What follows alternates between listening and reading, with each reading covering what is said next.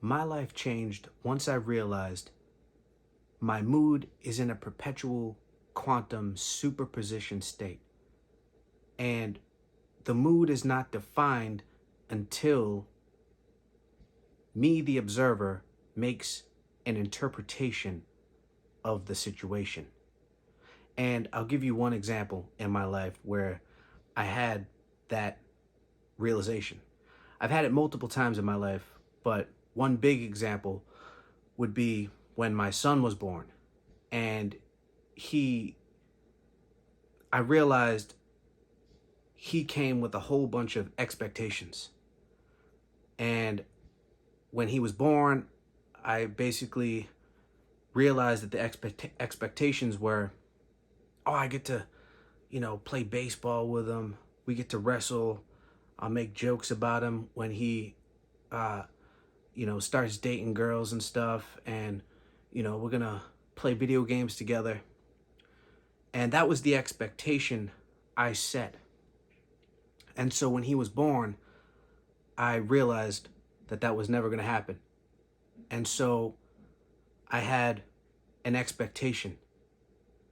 And that expectation led to an interpretation of the situation. And the interpretation was, he's never going to do that. It's never going to happen. And so the things he never could do, he never will do, kept compounding. The emotions compounded with it. But once I started focusing on the good he provides right now, for example, his nice smile, the fact that you're never going to get into an argument with him, the fact that he enjoys the simplest things in life, and that he's still able to smile. Once I started focusing on that, then how I interpreted our experience shifted along with it. And I started seeing him as a positive. And then it became a habit, seeing all the positive things that he brought in my life, as opposed to all the negative things that I could have done and that I did in the beginning. But yeah, so once I started getting into that habit, I realized that I could apply this to other things in life.